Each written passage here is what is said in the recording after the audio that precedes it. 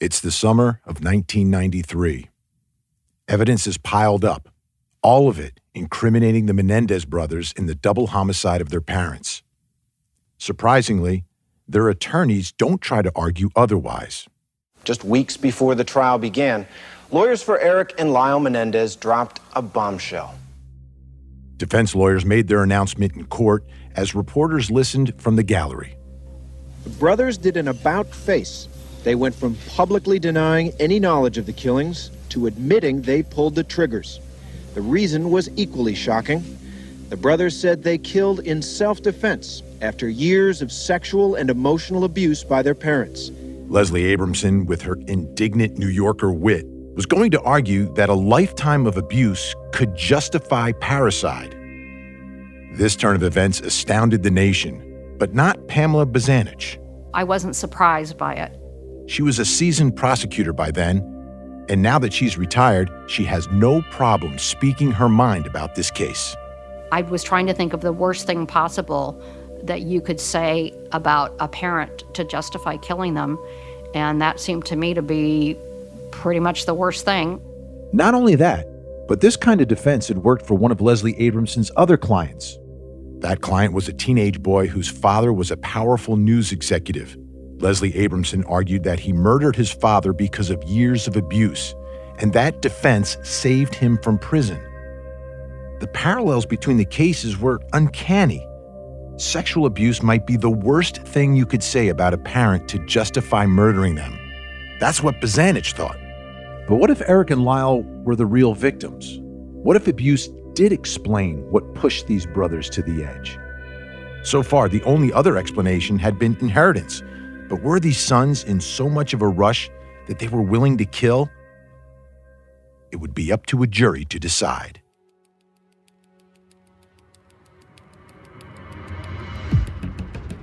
I'm your host, Vinny Politan, and this is Murder and the Menendez Brothers, a Court TV mystery. I'm a former prosecutor and journalist and now lead anchor for Court TV. Today, Episode 3, The Trial. Last we heard, Judge Weisberg was still unsure if he should allow cameras into the courtroom. Now, of course, we know the Menendez brothers' trial was televised. We wouldn't be talking about it if it wasn't. But the lawyers didn't know Judge Weisberg was still weighing the pros and cons. The arguments in favor of cameras in the courtroom are, frankly, that under our Constitution, trials are supposed to be open. And practically, we have no other way to do it other than cameras. That's Lori Levinson, a professor at Loyola Law School. The downside of cameras in the courtroom is that it makes it more of a spectacle, and that people might act differently in the courtroom, and the court may not control those actions. When Judge Weisberg met with the defense and prosecution before the trial, he told them cameras were off the table. But then... Welcome. Good morning. I'll be discussing a few things with you before we get started. That's the judge talking to the jury. He looks the part. He's wearing a black robe and wire-rimmed glasses. When he speaks, he scans over the jury. Judge Weisberg begins by giving them instructions on how this trial will work. Despite objections from both the prosecution and defense, there will be, throughout the trial, a television camera in the courtroom. If the lawyers were surprised, they didn't show it. Prosecutor Pamela Bozanich didn't bat an eye. But when we talked to her for this podcast, she told us, Well, I didn't know that we were going to have cameras in the courtroom until I walked into court to make my opening statement. The judge came out and he was wearing his pink shirt, which was what he wore when he wanted to look good. And I knew then that we were sunk. I knew that it was going to be televised. It's unclear why Judge Weisberg decided to allow cameras, but in his instructions to the jury, it was business as usual. It's just another way that the public has access to the proceedings, and it should not in any way influence you in how you go about your job. Now, that was a tall order. He was asking the jury to act like a camera wasn't broadcasting every bit of drama in the courtroom. Your job is to concentrate on the evidence as it's being presented during the course of the trial. He assured the jury they would never be filmed in the courtroom, and he told them to avoid the media. It's very important that you not be exposed to anything outside the courtroom that has anything to do with this case, whether it's news coverage, conversations, discussions, overhearing what somebody else might say, anything. Think about this. In 1993, most jurors could easily comply. They didn't have constant news notifications in their pockets. It was simpler. Avoid newsstands, don't watch the local news. But this trial was different. It became the talk of the nation. That meant these jurors had to avoid discussions about this case at the supermarket, at church, at barbecues. Not easy. And outside the courtroom, the media were everywhere. The chaos on the steps of the courthouse was a distraction and an obstacle. Lori Levinson, the law professor, went to some of the Menendez trial. She remembers the frenzy outside. Well, first of all, when you approached the courthouse, there were tons of people, including reporters, but non-reporters as well, right there on the stairs of the courthouse.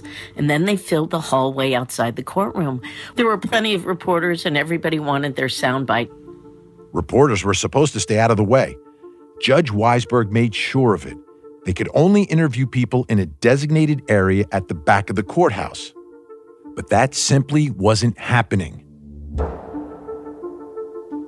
Defense attorneys Abramson and Morrissey were incensed. You have 10, 15, 20 people with cameras and microphones, and you can't walk. It was the same thing today. You couldn't get down the stairs. You were surrounded by people. And the media chased us from the back, chased us all the way down the side, continuing to ask questions. And it is an incredibly frightening experience. You couldn't throw a subpoena down the hall without hitting a reporter, a photographer, and a TV producer. And it was like that from the beginning to the end. This made it especially difficult to find jurors. They needed to be impartial and uninfluenced by almost 4 years of nonstop coverage of the Beverly Hills killings.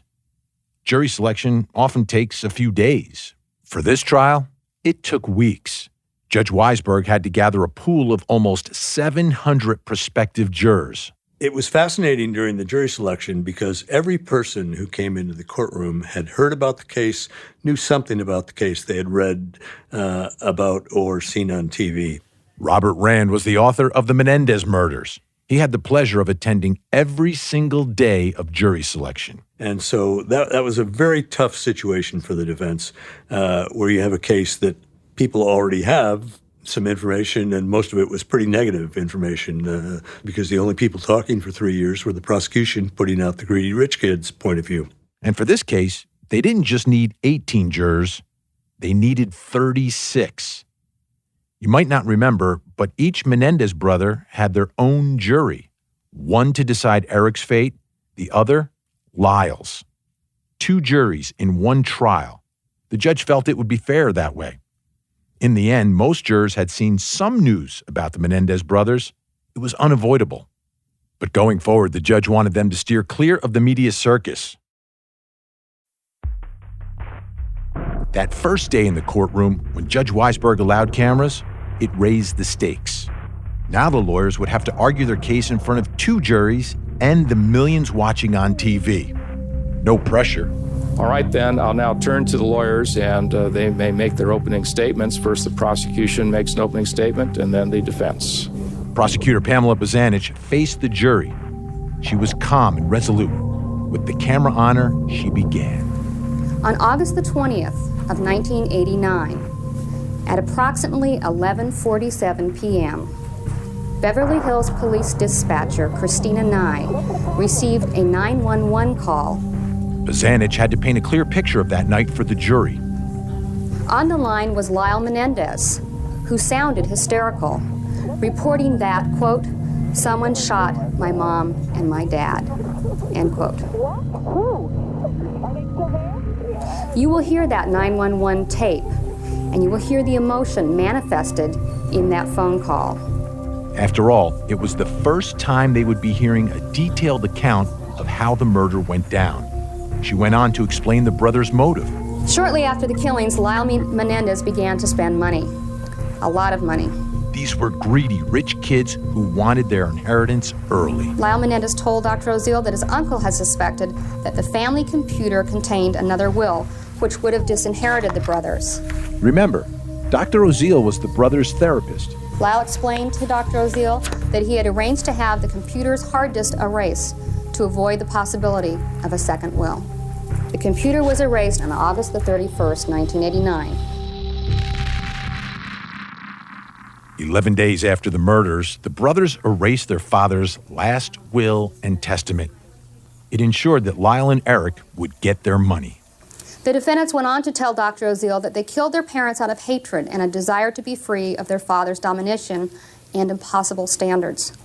The defendants did not tell Dr. Oziel during these 2 sessions that the killings were done in self-defense or that they had suffered any physical or sexual abuse. Bozanich wanted to prove that Abramson's team made up the defense and made up the abuse. The people's case will take less than a month to present to you. During that time, we will prove to you that Lyle Menendez planned this murder, provided false identification for the purchase of 2 shotguns, set up an alibi, acquired ammunition, repeated the alibi to the police shortly after the crime, and then set off to spend the money which he had acquired through the killings of his parents. Based upon this evidence, it will become apparent that this murder was unlawful, unjustified, and wholly premeditated, and that it was accomplished through a conspiracy into which Lyle Menendez entered with his brother, and that but for a few mistakes they made, this was almost the perfect murder. Lyle and Erik Menendez killed their parents out of hatred and greed, nothing else. That's what the prosecution would argue. Ms. Abramson for the defense. Thank you, Your Honor. Leslie Abramson set a large stack of papers on the lectern. It was her opening statement.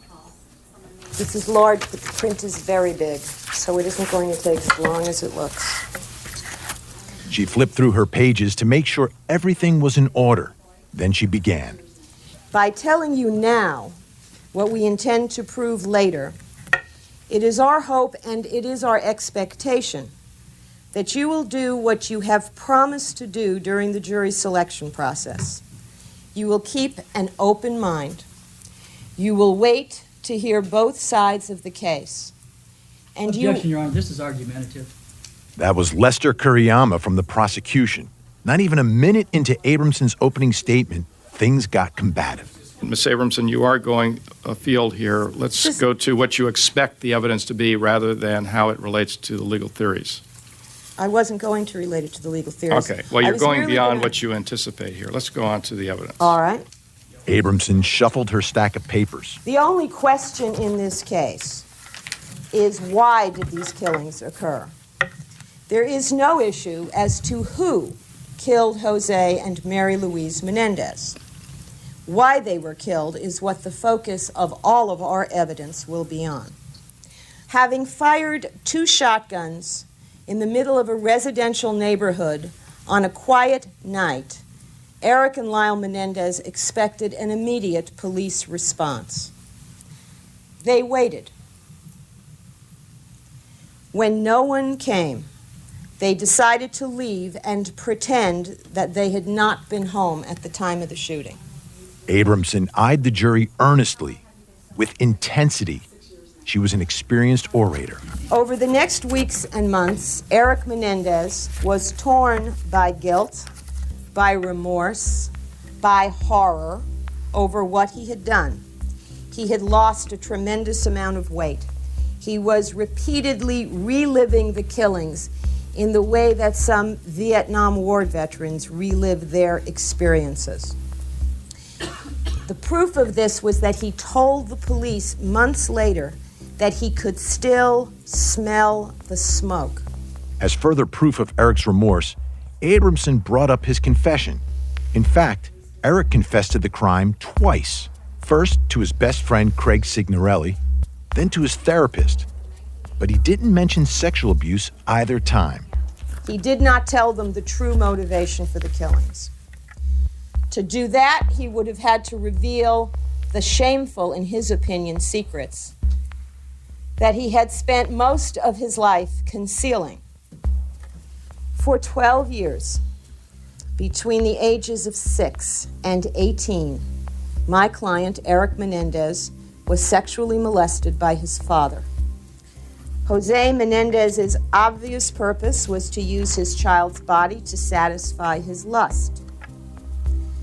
But this sexual exploitation of his young son was also part of a more pervasive characteristic of Mr. Menendez: his absolute need to control and to manipulate the people around him. Abramson didn't mince her words. She was saying Jose Menendez was the villain, not the men who murdered him. Then she went after Dr. Oziel, the prosecution's key witness. We will challenge through evidence in this case the accuracy of the information given to you by L. Jerome Oziel in this trial. We will present evidence to you to prove that this man operates on his own agenda, that he has motives to lie about what he was told by the Menendez brothers, and that he has a track record of lying, manipulating, and controlling people for his own selfish purposes. Abramson ended her opening statement with a direct attack on the prosecution. Because his parents were wealthy, the prosecution tells you he did it for the money.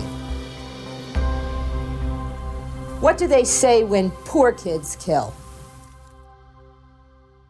If court cases are battles, this one was about to get very bloody.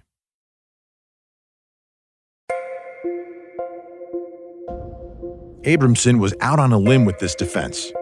Back in 1993, this was a relatively new concept for courts: the idea that a victim of abuse could murder in self-defense. The first time this defense succeeded in court was just 3 years earlier. Claiming abuse as a legal defense isn't a get-out-of-jail-free card. You have to prove that you have a reasonable fear for your life. Until this point, it had largely been applied to women who killed their abusive husbands. That's why it's called the battered women defense. The Menendez case was about 2 killers who had allegedly been abused as children. The defense had to prove that Lyle and Erik feared for their lives when they killed their parents. The prosecution had to prove the brothers were liars. America couldn't turn away. Watching these arguments play out on TV practically became a national pastime. Viewers got all the highlights and nightly recaps on court TV. Here's Lori Levinson, the law professor again. You put the personalities of the defense lawyers, the personality of the prosecutors, and the judges. This had everything you would expect to see on a ready-for-TV movie. Former LA Times reporter John Johnson said he heard from binge viewers. I recall people talking about how they watched it all morning and all afternoon. And that was a little bit of a surprise to me, to not only that Court TV was covering it, and not only that, there were people who were tuning in, but they would be riveted to it all day long. When the jury was dismissed, the Court of Public Opinion stayed in session all day, every day. This was more riveting than most soap operas. It was reality TV, packed with emotion and the high stakes of a capital case. With so much public scrutiny, Leslie Abramson tried to portray Erik and Lyle as sympathetic young boys to the jury. Leslie Abramson made sure they dressed every day in these preppy sweaters, and I think it was even made a joke of on late night talk shows. So it was supposed to make them look young and vulnerable, rather than if they were wearing a suit and tie, but with the cashmere sweater on and their hair combed ever so neatly, they looked very Boy Scoutish, which is what Leslie was going for. Abramson could control what her clients wore in court, but the impressive set of witnesses for the prosecution was devastating. All of Erik and Lyle's friends testified against them. Friendship transcends a lot of things, but homicide's not one of them. I felt it was my duty. That's Lyle's best friend, Glenn Stevens. He met Lyle in high school, and they even ended up at Princeton together. I felt very close to him. I considered him my best friend, but after the murders, he changed. Stevens felt their relationship became more transactional. He was being condescending towards me on several occasions. And over time, his suspicions grew. Stevens remembers Lyle telling him about finding his father's will on the family computer. He wanted to read what was in the will because he knew that his father was drafting a new will, and he wanted to see if he could read what was in there. They opened the files and found nothing legible inside. They couldn't be opened, they couldn't be accessed for some reason. And he told the computer expert that he had hired just to erase the contents. Did he tell you why he wanted the contents erased? He said, well, my father wasn't very happy with me at the time, and since the will that was found gave me and my brother everything, I had nothing to lose by erasing this one. I'm not sure if I would have been in it. That didn't look good. Eric's best friend, Craig Signorelli, took the stand too, but reluctantly. I wasn't sure at the time if what he was telling me the truth, and I did not want to be the one to turn him in. Eric liked to play mind games with Signorelli, but one of those games felt a little too real. He said that he went back outside and his brother was standing there with 2 shotguns and said, let's do it. And they walked inside, and Eric said he looked in and saw his parents sitting on the couch, and Lyle swung the door open and shot his father and looked at Eric and said, shoot mom, and Eric said he shot his mom and she was standing up and yelling. At the urging of police, Signorelli told Detective Zoller everything he knew. And then there was Lyle's former roommate, Donovan Goodrow. The two were best friends in Lyle's first year at Princeton, but they had a falling out shortly before the murders. Goodrow was kicked out of their room at Princeton, but it wasn't until Goodrow was on the road to New York that he noticed something of his was missing. I pulled over on Route 1 because I didn't have my wallet with me. And sometime after that, were you contacted by the Beverly Hills Police Department? Yes, I was. In March of 1990, they asked for my whereabouts on the date of August 18th, 1989. That's the day Lyle and Eric used Donovan Goodrow's driver's license to buy their shotguns in San Diego. Okay. Did you buy any shotguns during that period of time? No, I didn't. Okay. In fact, Eric Menendez fit all the descriptors on Goodrow's license. They were both about 6'1" and 165 pounds. They even looked a little alike. To the gun store clerk, it was just a run-of-the-mill transaction. When the customer came into the store, he wanted to buy 2 of the shotguns and pointed at him, and I recall vaguely asking if he wanted to see the guns, and from there I just went in the back, brought the 2 guns out, we did the paperwork. The person went to the front to pay the cashier. And just like that, the brothers were armed. It's a pump-action Mossberg Model 500 AB shotgun in 12 gauge. That's Beverly Hills Deputy Dwight Van Horn. Police never found the actual weapons Eric and Lyle bought, but he's demonstrating for the jury how these kinds of shotguns actually work. First thing you do is load a round of ammunition into the magazine. Chamber a round of ammunition from the magazine and make sure the safety was off. It was almost theatrical. The prosecution probably just wanted this gun show to demonstrate just how deliberate the brothers had been as killers. Pull the trigger, the firing pin fires, the shell fires. To fire again, it takes a distinct act of pumping the pump slide or the slide all the way to the rear, then running the slide forward again. But you could argue that a gun tutorial wasn't really necessary. The defense did just that. The question is, do they have a right to parade this shotgun in front of the jury for the dramatic impact? That's what this is about. There's nothing complicated in describing how to put a shell into a shotgun. Even I can put a shell into a shotgun. This is just an excuse to bring in the ugly gun. That's all it is. Judge Weisberg disagreed. The people's theory is that there is a premeditated killing here, and the reloading process could very well reflect upon the mental state of the individuals involved. He said it was relevant to the Menendez brothers' capacity to commit the crime. Maybe you're wondering why the prosecution is going through so much trouble to connect the brothers to the crime. Is it just a show for the jury? Haven't the Menendez brothers already admitted to killing their parents? I had to prove it was a murder, and I had to prove that they did it. And even if the defense attorneys stand up in opening statement and say their clients did it, I still have an obligation to prove it. That's Prosecutor Pamela Bazanich again. Hypothetically, if I hadn't proven that they had done it, then the judge could have dismissed the case for lack of proof before the defense even started. It's highly technical, but it would have happened. This judge would have done it if I hadn't, crossed the T's and dotted the I's. More than that, prosecutors wanted the jury to see through the candy-colored sweaters and sob stories. They wanted them to see sociopaths, even though the judge wouldn't let them use that word. Yes, he barred a word. The court, based upon what has been presented to me, finds that the use of the term sociopath is prejudicial, and there's no need to use the specific word. The defense argued, and the judge agreed that the term sociopath was too loaded. So the prosecution and their witnesses had to show that the Menendez brothers were aggressive liars who didn't respect social norms and had no conscience. But, not use the term sociopath. They had the evidence to do it, but no amount of preparation could prevent Leslie Abramson from mounting a powerful counterattack. For every friend who testified against the murderers, Abramson brought a family member who knew about the abuse. First, Marta Menendez Cano. She's Erik and Lyle's aunt, their father's sister. She remembers how Jose treated Erik when he was only 2 years old.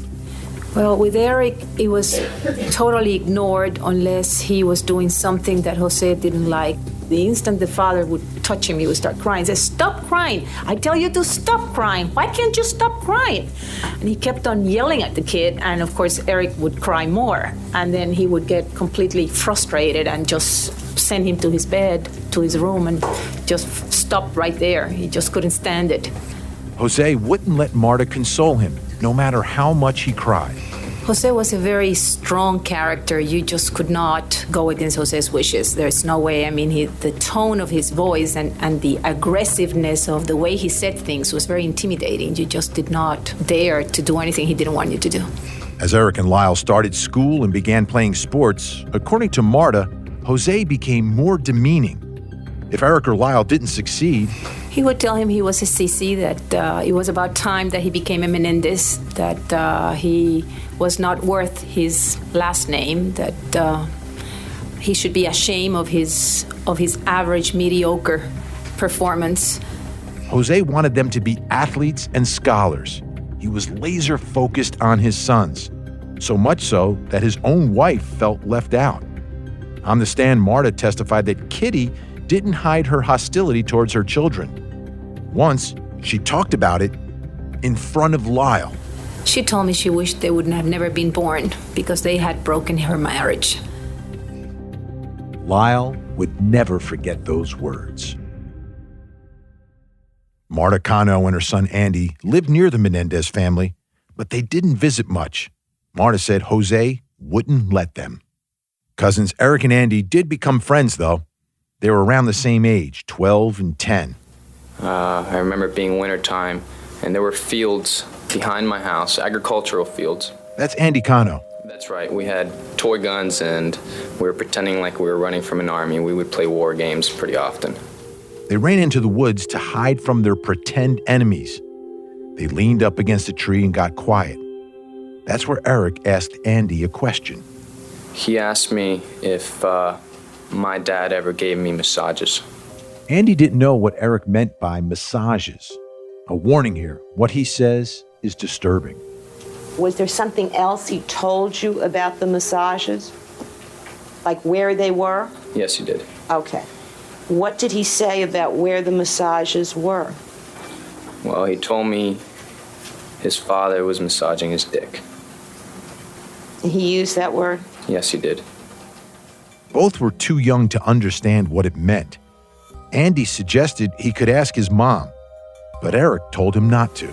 What I do remember very specifically was him asking me to make a promise to him never to reveal that to anybody.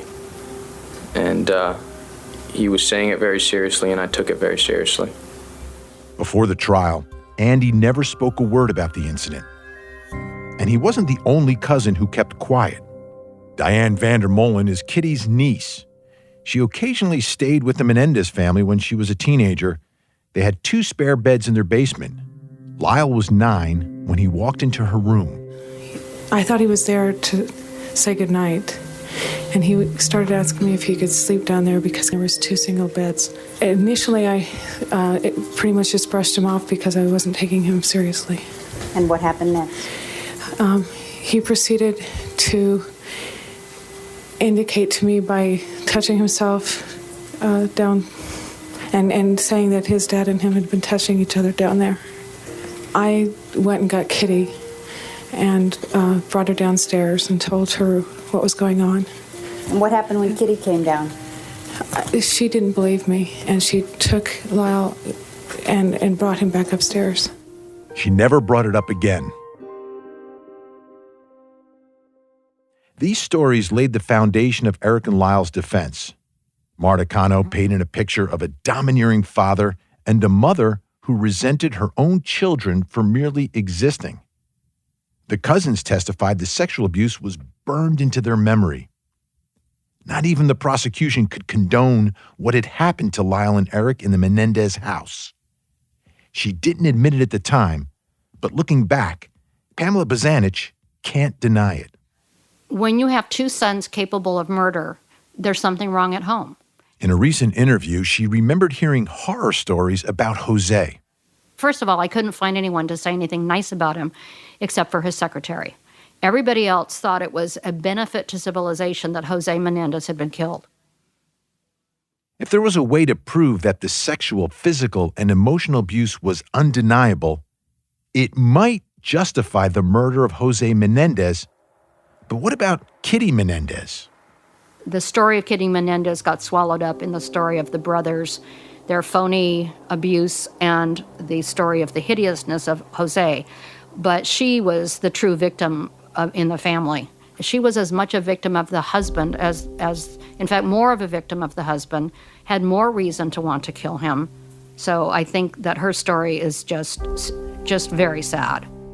At first, the case of the Menendez family was clear-cut. Lyle and Erik were cold, calculated killers. Greedy rich kids. Their friends even seemed to agree. They couldn't recognize who the brothers had become. But then the defense began to peel back the layers. Erik and Lyle were living in a gold-plated cage, taunted and abused by their father, unloved by their mother. Maybe it was only a matter of time before they snapped. For most Americans, this level of family dysfunction was hard to comprehend. Now it was on TV. Yeah, I think one of the reasons that this case was so sensational is because it discussed sexual abuse. And at the time, that wasn't something that was particularly openly discussed in cases, especially when it came to family violence. These stories from friends and family only scratched the surface. Next time on Murder and the Menendez Brothers, the most controversial witnesses take the stand. The brothers' therapist testifies. Based upon what Lyle had just said to me, he had basically told me that he was going to go off to discuss murdering me with his brother. And Erik and Lyle take the stand themselves. I just dismissed what happened to me as something that happens to little boys.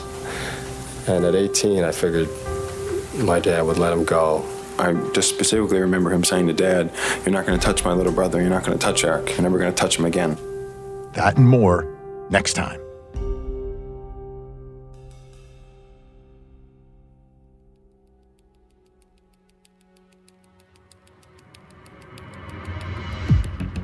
Murder and the Menendez Brothers, a Court TV mystery, is hosted by Vinny Politan. It's produced by Janaki Mehta and Tana Robbins of Neon Hum Media.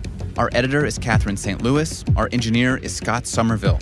The executive producer at Neon Hum Media is Jonathan Hirsch. For Kate's Network Original Productions, Sophia Kelly is the Senior Vice President and Sean Cameron is the Senior Director.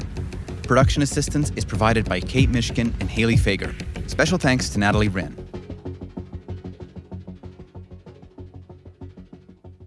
You can see Court TV's complete coverage of the first Menendez trial in the Trials on Demand section on our website, courttv.com.